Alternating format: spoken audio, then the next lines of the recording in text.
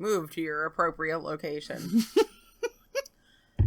Me with the kids every day. Just start saying that. Move to your appropriate location. They'll just be like, what? God, when I have to kick the girls out of the bathroom, it's like 20 at a time stuffed in there. I'm like, ladies, there are 4 stalls. Get out. Look, you can't erase nature, Danny.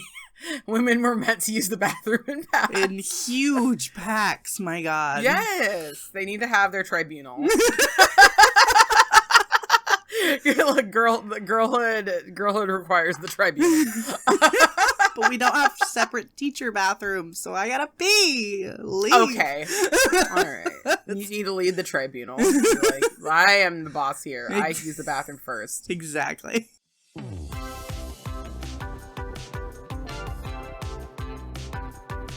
Hi, welcome to Two Lacquered Ladies, the podcast about nail polish and nail art by the ladies who stream it. I'm Stephanie, aka Fanatic here on every social media platform that matters.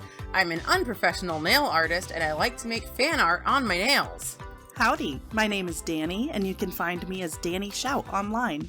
I'm a science educator by day and a nail art hobbyist by night. On stream, I like to create scenes with themes on my nails. Welcome the heck back, everybody. Hi there. Oh, hi there. Danny and I we're both so cozy because 'tis the season to it's be snuggie cozy. Season. I'm in my it snuggie. Yes. I think that, this podcast will be coming out right after Christmas. And so yeah, Danny's in her snuggie. I'm in the world's longest hoodie.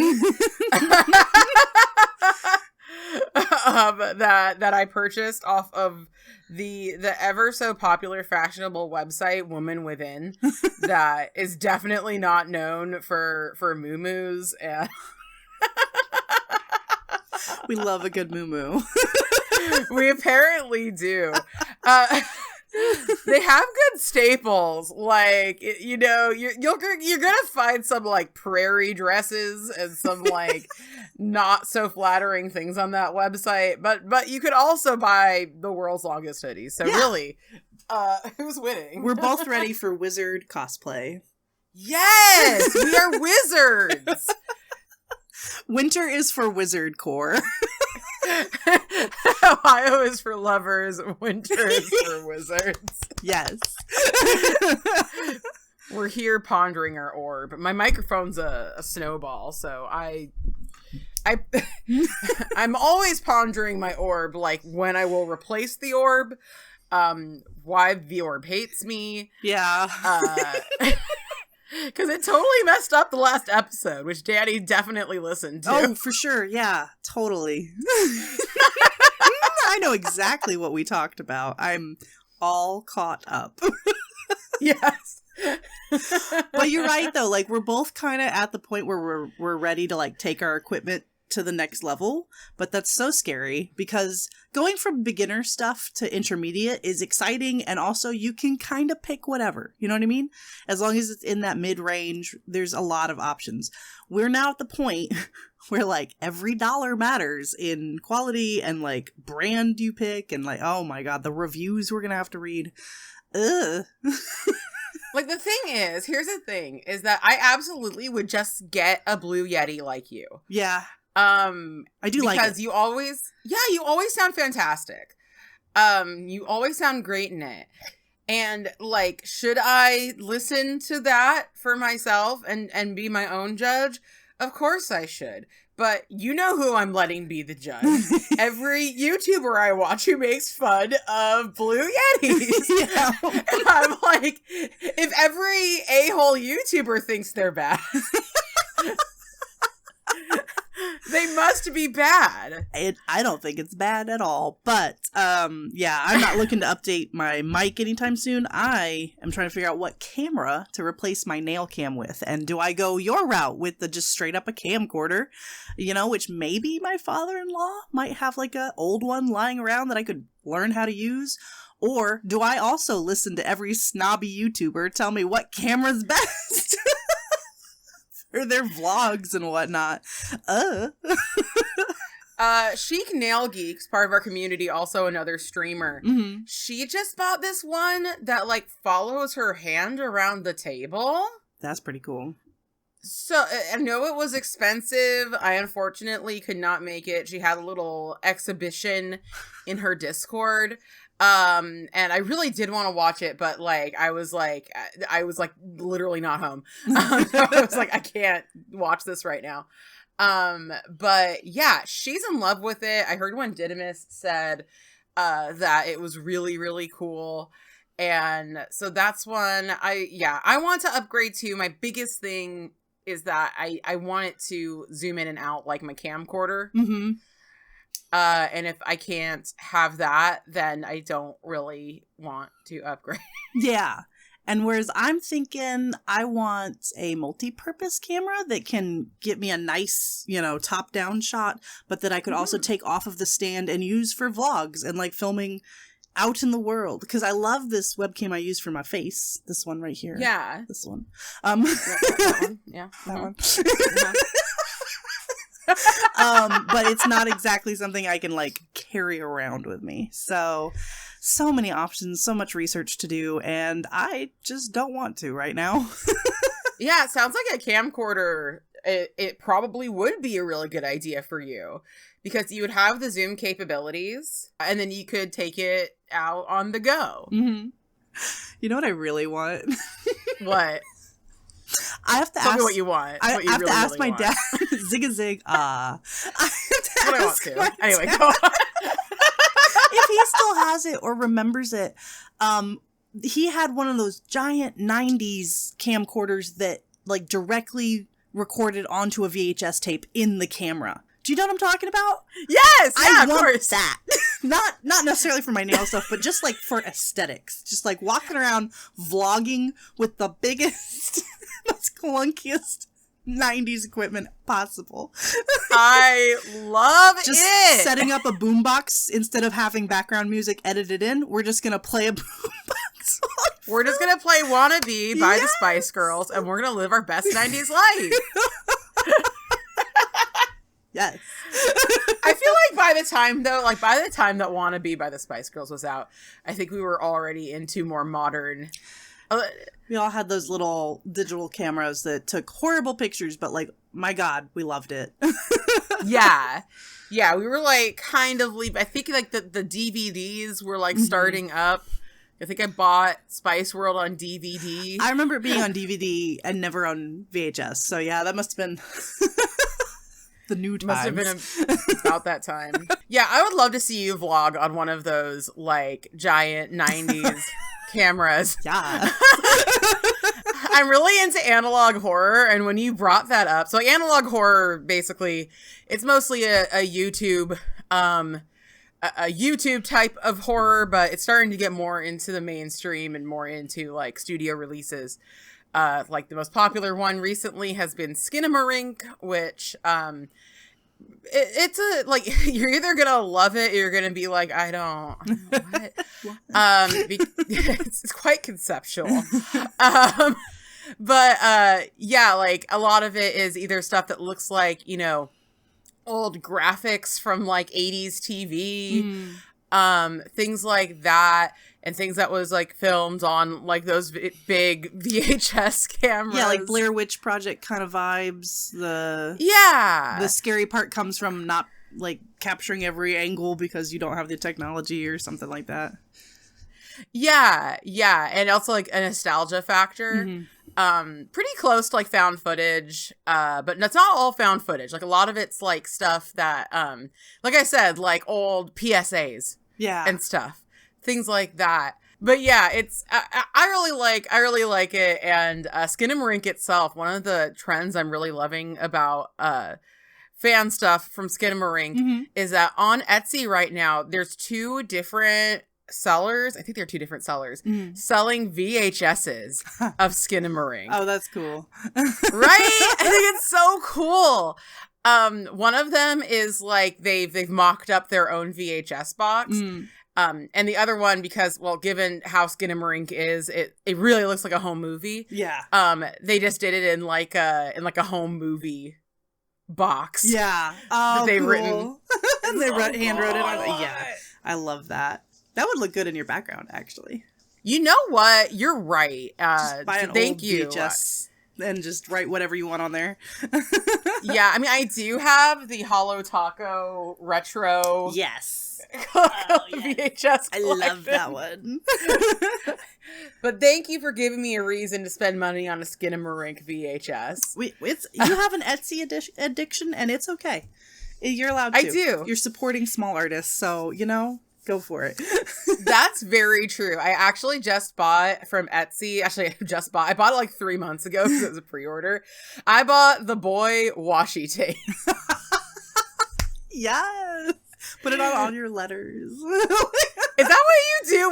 Danny, what do you do with I use washi it mostly tape? in my bullet journals, but also if I'm if I'm spending any amount of time trying to make a letter look nice, I'll use washi tape like on the back to make it look like real tape. It is real tape, but you know what I mean? Like it actually serves a function, but it doesn't. It's just aesthetic. Decorative. I actually do have to send out a few letters because if you all did not hear last time, we are giving away swag bags if you can send us a screenshot of your Spotify Wrapped, and we're on it. And one of the people I'm sending to is our viewer Lo-Fi Cicada, and I know that Lo-Fi Cicada has similar leanings. Have I mentioned how much I love that username? I love it. I love that user. Like I like my username. It's simple, it's easy to use everywhere, but like sometimes I see a username and I'm like, dang, that's so much better. Like that's such a cool username. Right? Yeah, I think it's super cool. Because unfortunately, lo-fi is the reason why my Spotify Wrapped was very boring. And it always is every year because I listen to it while I study. So it ends up like taking over all of my Wrapped. And I don't feel like that shows like a personality. You know what I mean? Oh, this person studies a lot. Yeah. This person likes background music. Yeah. Yeah, it was a lo-fi artist, Doja Cat, lo-fi artist. And I don't even listen to that much. Like, I love Doja Cat, but like only a few songs do I listen to often. I guess it was enough. There you go. My number one song of the year was Kiss Me by Sixpence None the Richer. What a good song. What a great song. But also really random. Right? Okay, here's what happened. I love that song. And I'm still working on, like, it's still an idea. I'm not actually, I'm working on it in my brain. Basically, I was listening to that song and I like got an idea for a script I would like to write about it. So I was like, not about the song, but like with that as like, just like kind of a prompt. And so when I think about that, I listen to that song. So sometimes I was listening to it on repeat over and over again in my car. And then my Spotify Wrapped came around and I was like, surprise Pikachu face. Like, how'd this happen? How did this happen? That's so funny. I love that song because it's like, it's an idealized hipster couple. And no one can achieve that. You know what I mean? No one, you maybe can do it once, have the full aesthetic and stuff, but you can't just like live in that world. And it's such a beautiful fantasy that you can coordinate. I've always wanted to go on dates where my dress color matched my husband's like shirt color and we were that couple. And I know they exist, but I also know the fights that go into like, you can't buy that shirt because I don't have a dress that matches it. Be like, what do you mean? We have to achieve the aesthetic. I have had one relationship that we went on dates and matched, but we were not a couple. We were not sexually compatible, but we did get dressed up and go to Disneyland and regularly ate at the Blue Bayou and went swing dancing. So it was pretty sick, TBH. It's such a, I don't know. Yeah, I guess you can have it. That has to be your thing. You know what I mean? Like that aesthetic has to be the relationship, and then you have real life over here on the side. Yeah. Oh my gosh. Remember when swing dancing came back for a little while? I wanted to be good at it so bad. I'm a horrible dancer. I cannot dance. I want to dance though. Like Jimmy Jr. from Bob's Burgers. I just want to dance. And then I'm terrible. Do it. Oh my goodness. But you have been, okay, so Danny, you've been doing Vlogmas. I've been a busy lady. What the heck? I know. How's that going? Oh my God, I'm tired. So I have been fairly successful at it. I have only missed one day where I stayed up till 2 a.m. editing a video and posted it the next day. And I was like, it counts for both. It was the last day of the semester. I was exhausted. It was a half day actually that Friday.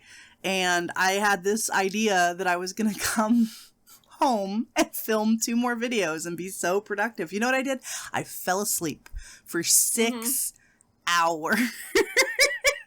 That's the Danny I know and love. That's me. I did not understand 45-minute naps. I don't know how people do it. So yeah, that didn't happen. And I was like, you know what? Who cares? I've been doing pretty good. The videos have been going, they've been going pretty good. I caught up finally on my Manny reviews from last year. And ever since, I've just kind of been posting mostly chatty videos, a review of a brand, a manicure, 1 bullet journal so far. And yeah, I'm really enjoying it. Basically, my plan is to kind of see what kind of videos I enjoy making, what kind of videos my audience, however small it is right now, responds to. And that'll kind of set me up for the type of videos I make after Vlogmas. So yeah, it's going good. Yeah. So I saw that your Hollow Taco video got like a lot more views than the other ones. Oh my goodness. Yeah. Apparently, unfortunately, that's like one of my worst ones. Because I was extra tired that day and just kind of trying to get a video out, and it's a little rough. But yeah, YouTube recommended that one so when people search Hollow Taco, it's one of the ones that pops up, and so I got a lot more views on that. I don't know how to read analytics that well yet, so I don't know like how much that really impacted my channel, if at all, but it's kind of cool to be like looking through my numbers and then see like Hollow Taco. Like that one shoots up really high. I don't think obviously it's good to kind of like keep your finger on the pulse of what's performing and what's not, but I think it's a slippery slope to really focus too hard on analytics. Yes. I want to balance, right? Because I want to know what people are actually... I don't want to put all this effort into making a video if literally no one wants to watch it. Because that's, that's just my time wasted. Even if I enjoy making the video, I could maybe do something else with it. But I also don't want to be a trend chaser by any means. I don't want to be just doing what everyone else is doing. And that's why I'm trying to do a few things different. But not too different so that I don't put people off who are used to watching nail polish videos and stuff. So, yeah. Unlike me, who's just like, I really hope everybody gets put off. We'll alienate you all, or you'll become assimilated. But that's your brand. Yeah, exactly. Yes, assimilation is your brand. That's true. Like, you will love the things that I love. I shared a thing the other day that was like... It's the opposite of gatekeeping. Yeah. You will enjoy the things I enjoy. You will listen. I will talk about them until you like them too. And it worked. I watched The Boy after all. Like, you got me to watch a horror movie. I don't watch horror movies. Like, now you've gotten me to watch 2. One about gross old lighthouse men and one about a wall boy. Both of which I will say are hardly horror movies. Yeah, but that's enough for me. That's, Speaking of The Boy, I will not talk too much about this, but I will talk too much about this later on at my stream. Yes. William Brent Bell, who made The Boy and also The Boy 2, which I will never forgive him for. And also Orphan First Kill, which I've never seen and don't care about. And presumably other things too. He made a new movie called Lord of Misrule, which is a folk horror. And I was like, okay, cool. I'm going to watch this. We'll see if it's good. I knew that it had roots in both The Wicker Man and Midsommar. Midsummer, however you want to pronounce that movie, which I don't know if I've ever mentioned to you, Danny, but the lead character's name is Danny. Oh. Yeah, and I love her. But anyway, the thing I've learned about this director is that he's artistic. I think he's a very talented director, but he is just like, back up the money truck. I will make whatever I think will sell well. And this movie's also very much like, man, you know what really sucked? The Boy 2. So I'm going to take like the ideas I like from The Boy 2, cast the same actor in a very similar role, and then make this movie, which is like somebody made a quilt out of The Wicker Man and Midsummer. I would say it's their love child, but it's not, because I see all the seams. It's their Frankenstein's monster. Yes. Which wouldn't have bugged me, except it was just so bad. And it had no emotional core, but there was one note that they did take, which I won't include because it's a spoiler. But they know that we'd be thirsty for some monsters, I guess is what I'm saying. They're like, here. yeah, credit where credit is due, but also I'm sorry, you lost. I'm going to Guillermo del Toro. He knows how to treat me. He knows how to treat a lady. Give me that weird Pinocchio. I actually haven't watched the weird. I haven't watched it either. I watched a review of it and I was like, that looks really weird. I'll watch it eventually, but not right now. Is the Pinocchio hot? No. Am I supposed to be thirsty for Pinocchio? No, but there's some other monsters that are quite aesthetic. So there's like a death goddess or something. I don't know. I just watched a review, so she looks nice, I think. It's been a while since I watched the review, but I remember being like, wow. Guillermo del Toro knows. Yeah. He knows. Ever since, I mean, Hellboy 1, that's got its thing, but Hellboy 2, I think, is what cemented me into the camp of words I can't say about monsters. Oh, yeah. I totally have kids who listen to this podcast, by the way. They come up and tell me. What? They're like, I found your podcast. It's so funny. I'm like, oh, no.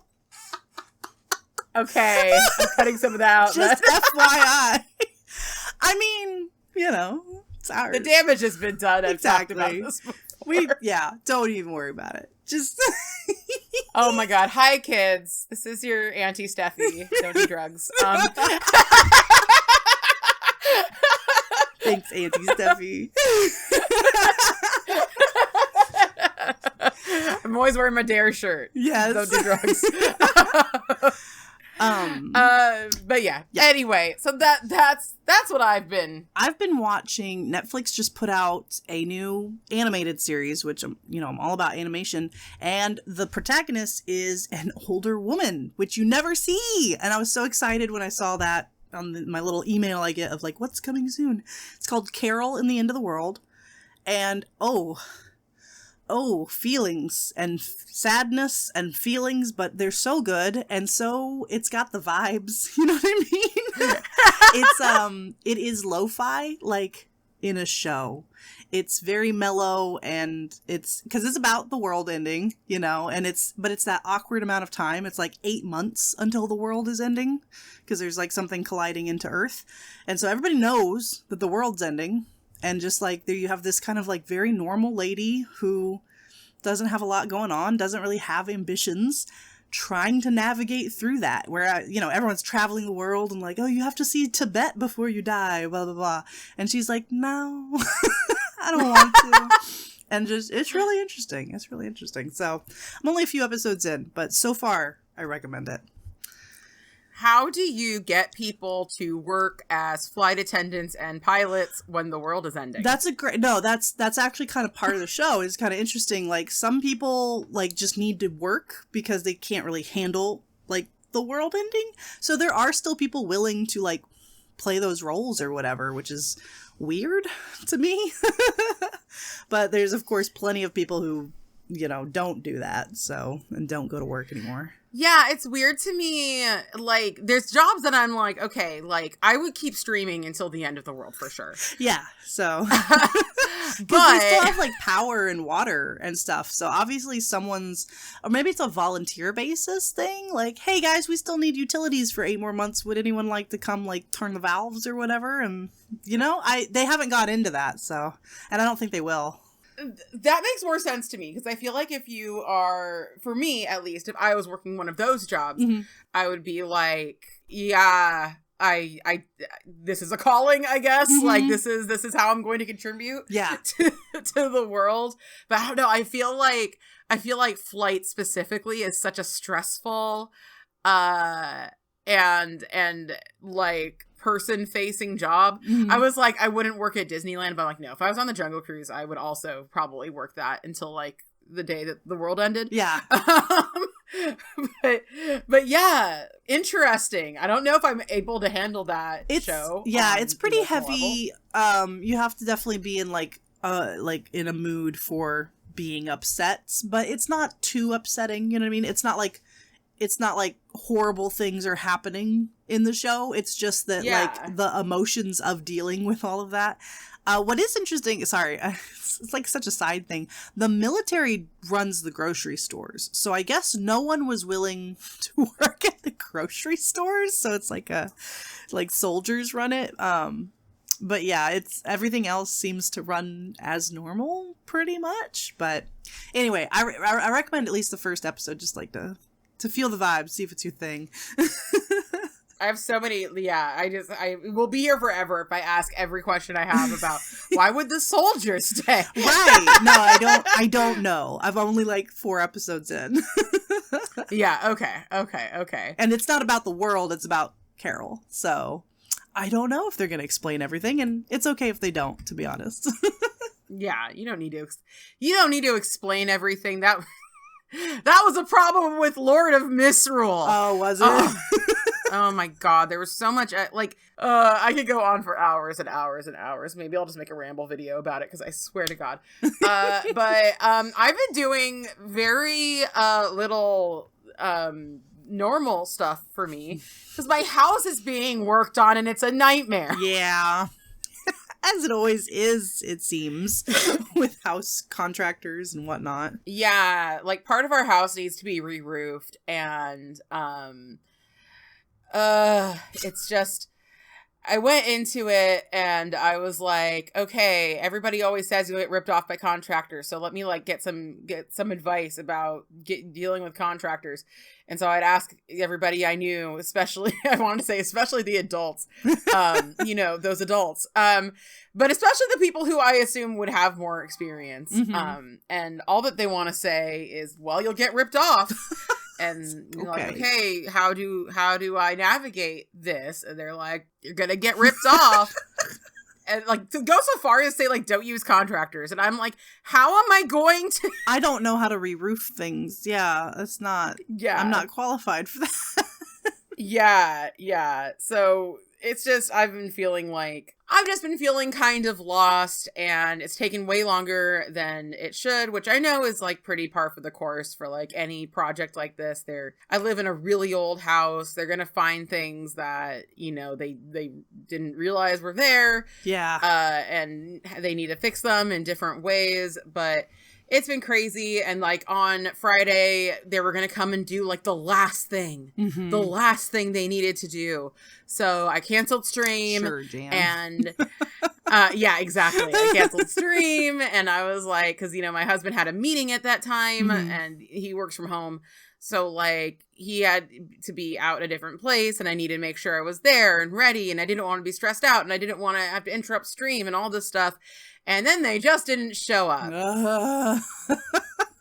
So frustrating. It's been upsetting, and it's been annoying, but I've watched a lot of movies. I'm on Letterboxd now, so I'll leave a link in the description, because I'm really enjoying Letterboxd. I'm tracking all the movies I'm watching there. I'm reviewing as many as I can. And it's just been a really fun experience. And then I also have been working a lot on my background. It looks so good. I love the Labyrinth posters up, and you've got so many things to look at behind you.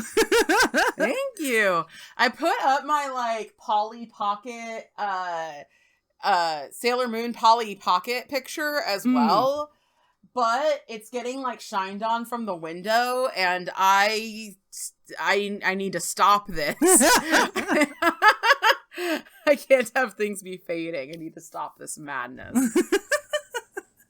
You did manage to get one very interesting stream in where you couldn't hold yourself back any longer, and you spilled the YouTube tea, and it was super interesting, but also totally not actually drama that involves us in any way, which was so funny because you hyped it up like it was. Did I didn't intend to. Because when people talk like, I'm going to spill the tea, usually you think it's like about something you're directly involved with. And I love that. I love that you just talked like about a main topic. But it was still tea. It was still tea. Yeah. Like, I love YouTube drama YouTube. Oh, man. It's like a better reality TV because there's like different channels talking about each other. Ooh, sis. Yeah. I mean, it's definitely like, okay, I do not want to become a drama streamer, YouTuber, anything like that, because frankly, I don't want to make mistakes and make enemies. I don't want to tell the truth and make enemies. Yeah. I don't want to make enemies. I want to live my life. So like generally, occasionally I'll bring up drama on stream. I'll just be like, y'all, did you see this? Mm-hmm. What do you think? And I'll usually refrain from like adding too much. Like I'll be like, oh, allegedly this happened, but I try to refrain from like really being a source or trying to do anything. Just sometimes I'll just be like, did you hear about it? I want to talk to somebody about it. What'd you hear about it? Yeah. However, I don't know if all of our listeners watched the H Bomber Guy video about plagiarism, but the long story short is that he exposed a few different YouTubers for plagiarism, including Internet Historian and Illuminati, because Illuminati needed more stuff for us to hate her for. I know. Golly. Yeah, I mean, she's just an incredibly hateable person. Unfortunately, I hope that she stops suing people and leaves the internet soon. Get a real job. We're all rooting for you. You know what? Just sit back and relax on your what is it? She's a landlord and she also has a crypto farm. Which, like, I don't approve of crypto farms, but I approve of it more than spreading misinformation and plagiarism on YouTube. Yeah. Especially while you're also already doing that other thing. It's only one shady business practice at a time. Yeah, just tone it down. Right? Tone it down. Have some self-control. But also a creator that I'd only really kind of heard of in like passing. His name is James Somerton, and he is a gay YouTuber. Honestly, I gotta say, was a gay YouTuber. And he just, everything in his videos, and please watch these videos for yourself. One of them is H Bomber Guy. And he had a plagiarism video, and then Todd in the Shadows, who's usually a music analysis YouTuber. He's friends with H Bomber Guy, found out that he was making this video like a year ago. And so he had something that came out around the same time that was fact-checking James Somerton, because it is very easy to find the source of what James Somerton is plagiarizing, read it, and every time he adds something that is not there, you can research that and find out that it's completely made up. Yeah, so when he's not plagiarizing, he's lying. He's lying. And actually, it is hard. It is hard to prove a false. It's hard to prove a negative. It's hard to say this never happened because like maybe it did and nobody reported it, but I'm not going to go into the details of the stuff that he lied about because some of it is so extremely triggering and so extremely serious. But just like tons of misogyny, tons of lies about history, of course, even more plagiarism than lies. And the evidence was so incredibly damning So incredibly damning. Usually these people are just like, you got it wrong and I'm an uncancelable cockroach. He completely just shut down. Like, he closed his he took his Twitter off when he just knew this video was coming. He closed his Twitter, and then he just told his Patreon, hey, you know how much I've been hating Twitter, I decided to like close down my Twitter. Sure. Yeah. Sure, James. And then, yeah, sure, yeah, exactly, sure, James. And then when the H Bomber guy was released to his Patreon, and people started watching it, James Somerton posted his Patreon like, oh, a larger YouTuber is trying to take me down. He's punching down, whatever. Don't listen. Don't look at the man behind the curtain. And they were like, oh, so sorry. They shouldn't do this to you, James. And then the next people started being like, actually, I just watched it, and dude, it's bad. It's very, very bad, and I don't think you're gonna come back from this. So he apologized to his Patreon, which is, I mean, like, that usually doesn't happen, so cool. Yeah. And then he nuked his Patreon, and then he turned off all his comments on his YouTube, and then he nuked his YouTube. Hi, ghost husband. we got a visitor from the other side. Yes. Oh, hello. So I felt pretty safe in discussing these issues. 100%. Very rarely is tea quite so black and white. This is. I will say, allegedly, in case he comes back from the internet grave and starts suing people, that these were all alleged. But like, dudes, watch the videos. Not only, especially is the H Bomber guy video just really entertaining. Just like, he's just a very funny guy. It's extremely entertaining. But like, I don't think it's just an issue of like, this YouTube creator was crappy, because like, there's many YouTube creators that are just crappy and don't have these issues, and have worse issues, honestly, in many ways. But it's not like a sign of a problem across YouTube as a whole and across the internet as a whole. But there are creators who are using information that they thought in good faith James Somerton was providing, and they are acting like it's fact because they don't know any better. So I think not only is it important to watch these videos to like educate yourself on plagiarism and just creating falsehoods and how to protect yourself from misinformation, but also how many things that he said have you heard and now believe. Just make sure, just double check, just listen to it to double check, to check your perceptions, and see if you're believing anything that is just completely wholesale made up for views. Yes. And I'm so glad this is blowing up, because as an educator, plagiarism is just constant with students. You know what I mean? They pull the first thing off Google, copy paste it, change a few words, and try to turn it in. Drives me nuts. But also, they will believe a YouTuber before they believe me. You know what I mean? I'm up there telling them what science tells us about the world, and they're like, but James Somerton said. No, has a student ever said that to me? No. But no. they are so much more willing to listen to internet personalities who may or most likely not have any sort of certification to talk about the things they talk about.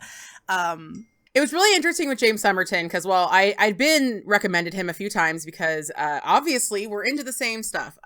He's a queer creator. He talks mostly about like film, queer history, and like honestly Disney a lot. It seems like, well, I mean, a lot of the stuff that I saw he was talking about were like Disney villains and Disney parks and stuff.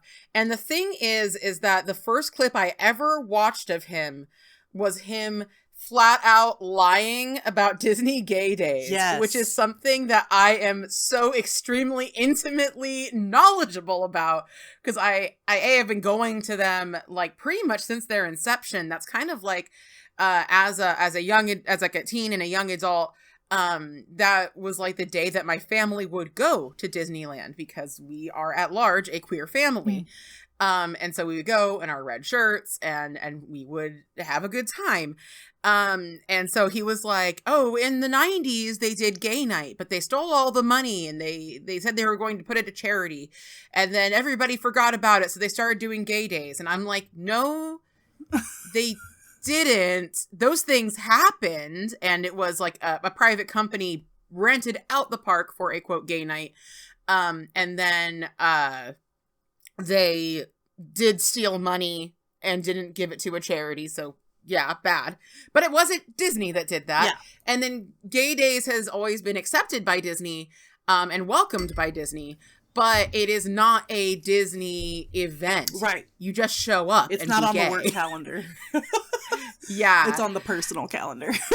Exactly. And I wrote this in the comments of, I think the Todd in the Shadows video, but like, it really annoys me when people make up homophobic stuff about Disney. Mm-hmm.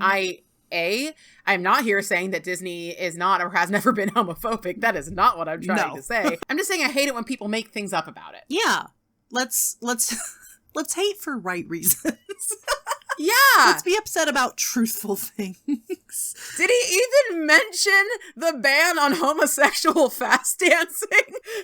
Because that's the best homophobic history about Disneyland. What is fast dancing? What is what?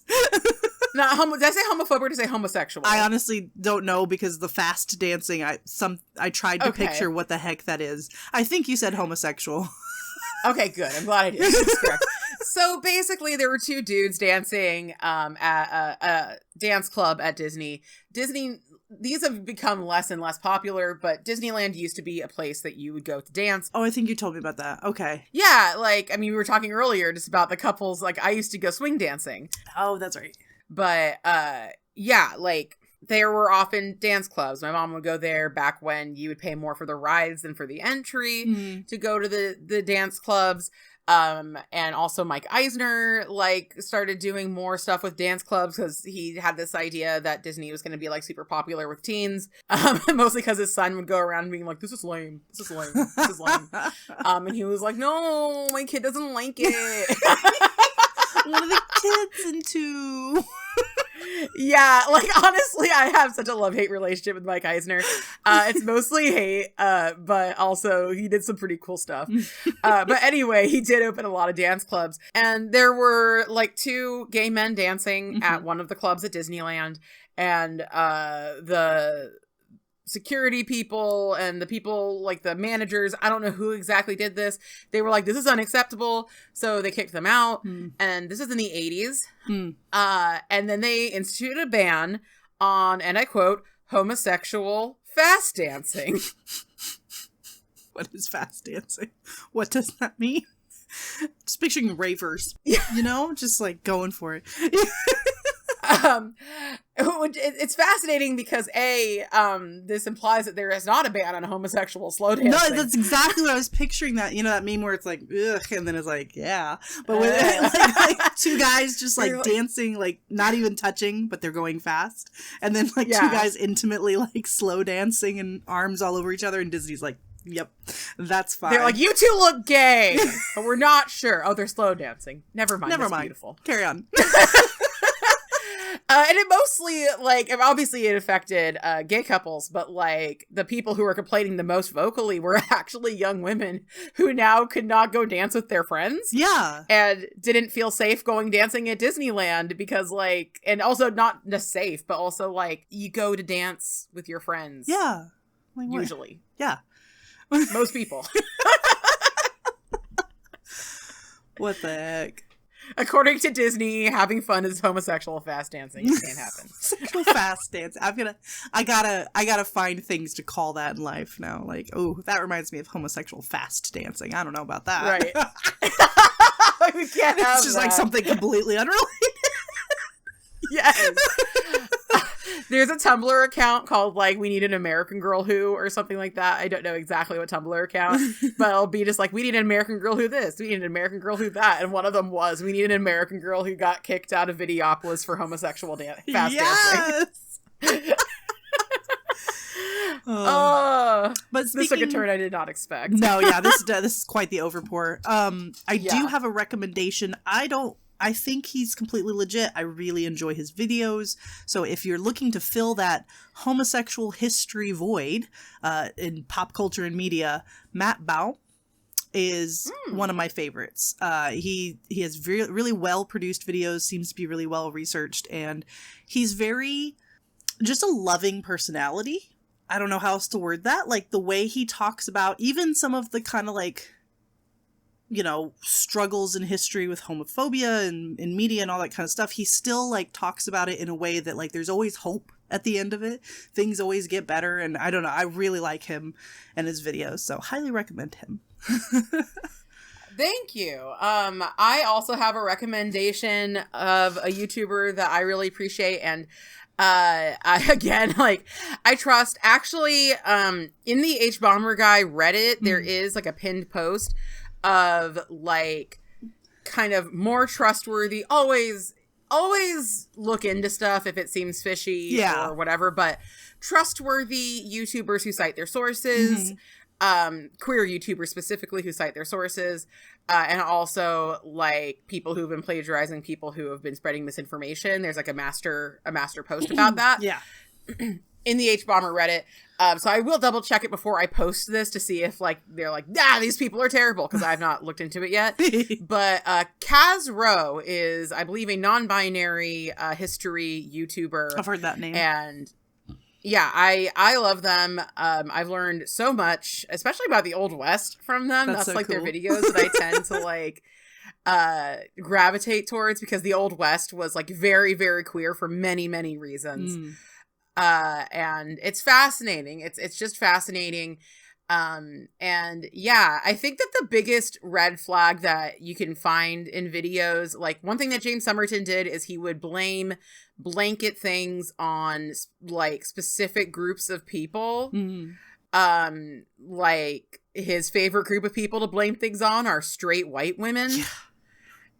As a whole, for things that didn't even make any sense, like saying that like straight white women didn't like it when you say Yuri on Ice is gay. And I'm like, there is an opposite problem in the owie spaces.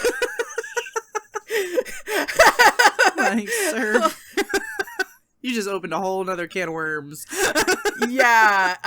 like to him, like the worst people on earth are straight white women. And if I hear anybody talking like that about any group of people, specifically and especially ones like that did not choose. Yeah. Thank you. I hate it. I hate stereotyping. Like I don't know. I get that that's like kind of part of human culture, and it's never going to go away, but to like pick attributes that like, people can't control what color they came out, yo. Like, it's not can generalize things that people have chosen for themselves. But I think that it can be harmful to just say like, and the only people who hated this were straight white women, and I'm like, you what and also you had no proof of that. That's the other thing, we're all usernames. You don't even I've only gotten backlash from straight white women. Like, how do you know you can set anybody as your profile pic? yes, and you should. Anybody. So yeah, that's what's happening. Everybody, watch out, but don't worry about us, because you can't trust a word we say. No. None of this is fact-based. None of this for educational purposes. This is not for educational purposes, only for entertainment purposes. So if you ever hear anything on this show, just forget it immediately. Just move on to the next episode. Don't even think about it. Don't even just, head empty. Just we're just here for funsies. We're just here for funsies and to talk about our favorite nail polishes. And that might even be wrong. I've been wrong about that. My I know before. Is a false statement. We haven't mentioned a single nail polish in the 1 hour and 5 minutes we've been recording. 1 hour and 5 minutes! Oh my god. Okay. I think that means it's time for a cuticle break. Yeah, I gotta pee. All right, pee on your cuticles. Keep them nice and moisturized. All right, everybody, we're going to oil our cutes, and when we come back, we're going to answer a question from our good friend, Wendidimus. Stay tuned.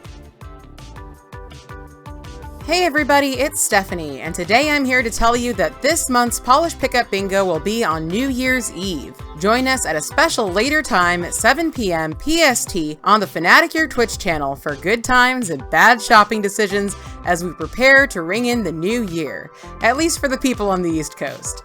And as always, please check us out on Patreon to become a Lackey. That's LACQUI, Lackey, to get special updates and outtakes only available on Patreon. And now, back to the show.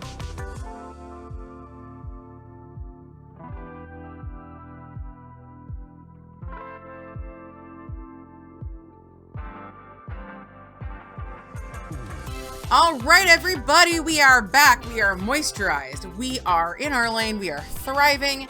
And we have a question from Wendidimus, who is a good friend of ours. Mm-hmm. She's on YouTube. She's doing a color series right now. And she also streams. And we just love her. Her birthday should have just passed once this goes up, and Danny and I have both. Okay, I have done a Manny for Wendy. I promise. Yurka's called you Wendy. Danny will. I will. Eventually, maybe today, hopefully, because it's due tomorrow. Please do it today.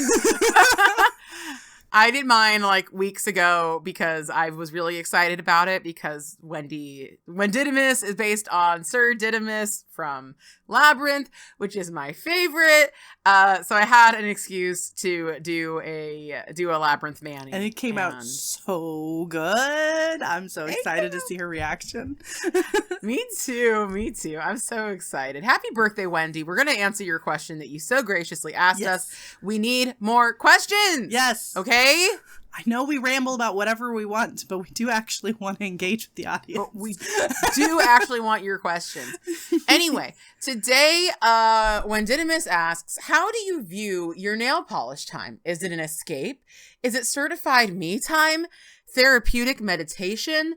Danny, how do you view your nail polish time? I love the term certified me time, as in, like, you get a little, like, you know, like when you do professional development, you get a little certificate saying, I earned 1.5 hours of professional development. 1.5 hours of me time. Yes. It is, it's complicated. So I am I don't know what the term is, like a person who loves to check off checklists, right? I like to accomplish tasks. So I do a lot of like nail collabs and challenges and stuff like that. So it kind of feels like a little bit of a job, but a job I enjoy doing, and I very much like saying like, yes, I completed this month's nail challenge. Like, so it is definitely me time, but it's me time with like a goal, because I can't really do any other kind of me time, I have discovered. When I try to draw or paint or play video games, golly, I love Minecraft. I do. But if I don't have like a very set goal, I will never accomplish anything. I will grow one farm and just like log in, farm my wheat, and then log off because I feel like I have no other tasks to complete. So yeah, it's like a weird in-between space of like me time and enjoyment and calmness, but also deadlines. Yeah, I can absolutely see that, because like my experience with nail art and nail polish is not exactly the same as yours. I don't do as many collabs as you in any way, shape, or form. Hard to believe anybody could. But I'm starting to do more though, it's because it's fun to be inspired. Mm-hmm. It's really interesting because there definitely seems to be a like circuit of birthday collabs. Mm-hmm. The one that we're doing for Wendy, I feel like it's part of some sort of a birthday exchange.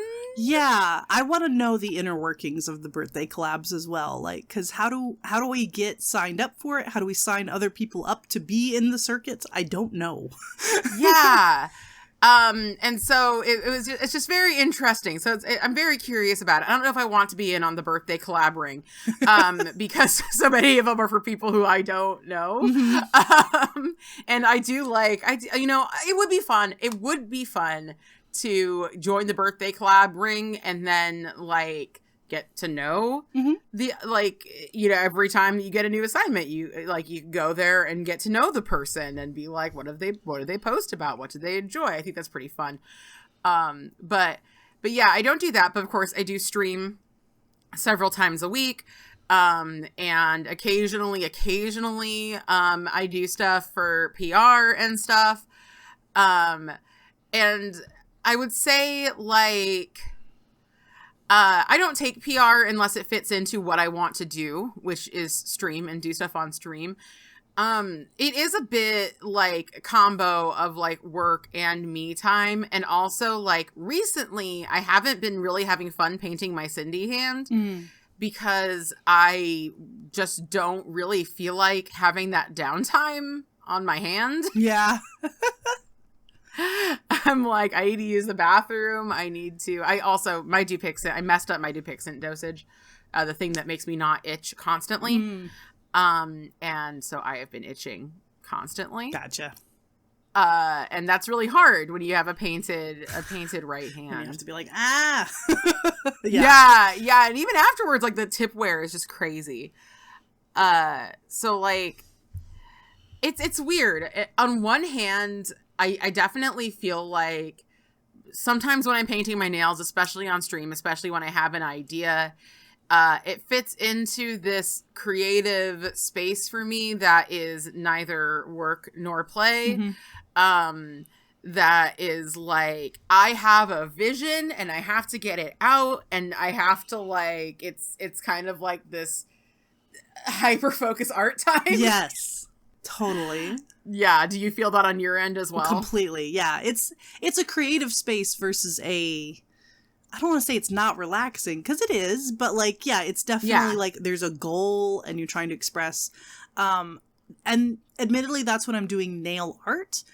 Every now and then I do just pop my peelies of nail art off and just paint a regular manicure, because I'm like, that polish is pretty and I want to look at it. So every now and then I do take certified me time, get my 1.5 hours of me time certification, and just paint a regular manicure. And that does feel pretty good. Yeah. That's a me time moment. That's a self-care moment for me as well. Just like putting on, especially, like, of course I love wearing untrieds, but I am realizing that I have, like, I just really have my go-tos. Yes. That make me go like, ugh. And, like, sometimes I'm just like, oh, I wish I could put this on right now, but I just can't fit it in to whatever mani that I'm doing. Like, a polish that just lives rent-free in my head constantly is Hypnotic by Victorian Varnish. Like, ugh, I was looking at it right now and I want to put it on right now. Yep. And I never just have an opportunity to put it on because, like, even when I'm just wearing a random polish, a lot of the time, like, it's not really a random polish. I'm wearing it because it's an untried. I'm wearing it because I want a picture of it for some reason. So sometimes I have to just kind of, like, back up and be like, I am going to just wear a polish that I like today. Yeah. Even if I've tried it, even if I've worn it a million times. So yeah, it's a difficult question. It is, honestly, because, like, there are plenty of times where I just want to kind of put on one of my favorite polishes and just chill with it.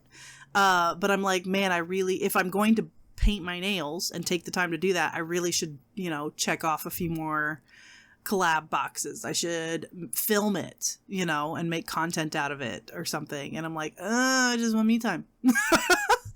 Yeah. So, there have been days where I painted my nails multiple times to film multiple purposes. Yes, yeah. 'Cause that's part of the problem is that, like, the big problem, Ed, I think that people who have, like, false nails, who use false nails, have this figured out to a point, but you and me, neither of us enjoy painting press-ons. Right. So it's not that easy for us, but, like, we only have so many hands with which to do a relaxing mani on. And I don't find it relaxing to paint my right hand. I just, you know what I mean? Don't. That she gets painted once every like week and a half, 2 weeks, and it's almost always a cream, so that it's easy to take off later with acetone, because I don't wear peel off on my right hand, and it's a protection layer, nothing more. Yeah. That's like, I use Orly breathables on my right hand a lot because I'm just like, I don't care. Yep. I'm gonna just like put this on. Will I put top coat on it? Probably not. Probably not. Like, it's here. We're gonna wear this. Yep.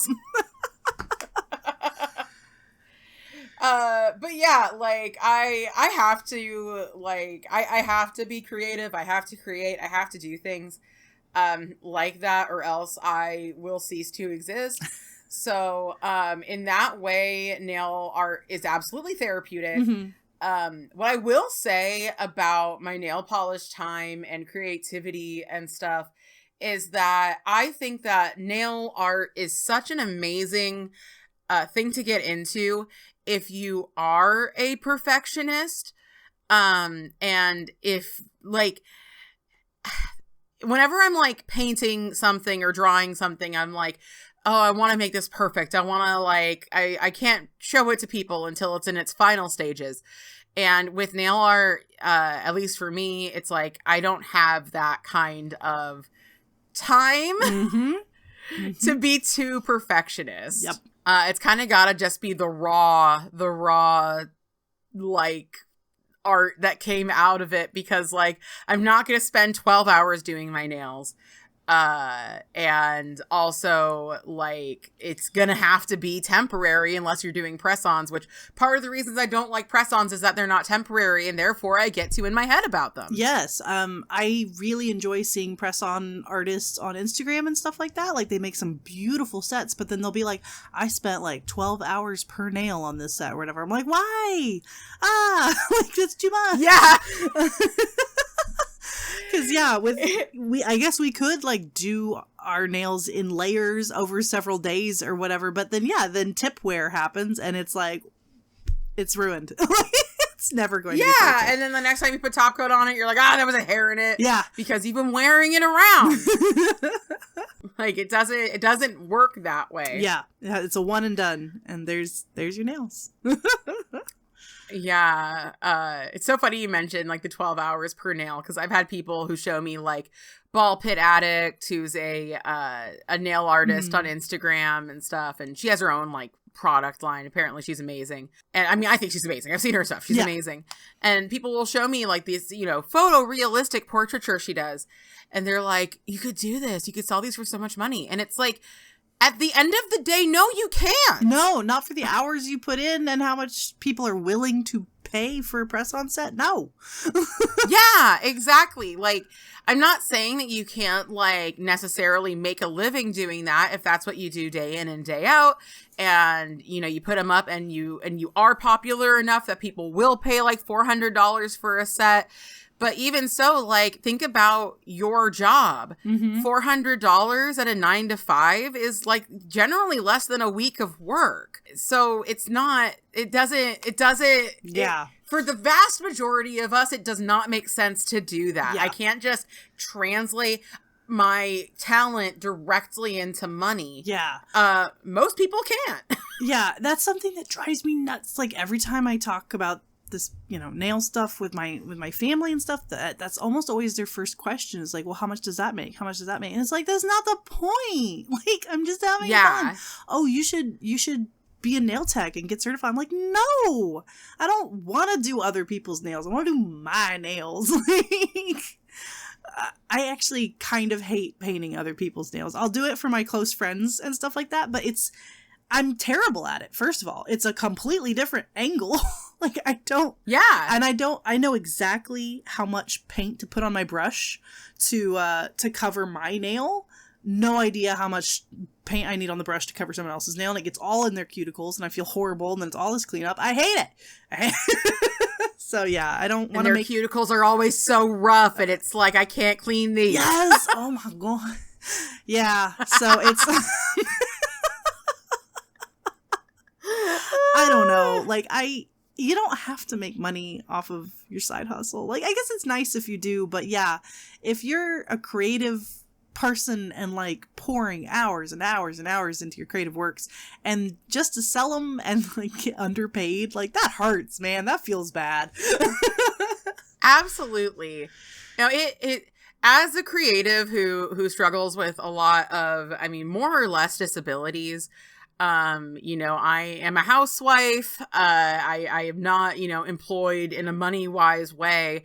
And if I am, it's going to end up being a content creation scenario. In that, like, I get that all the time from people. You should do this. You should open this. You should whatever. And I hear it for other people. Like, I have a friend who is very, very disabled, like who really cannot work, who in so many different ways, like they can't drive. They can't, you know, they just cannot.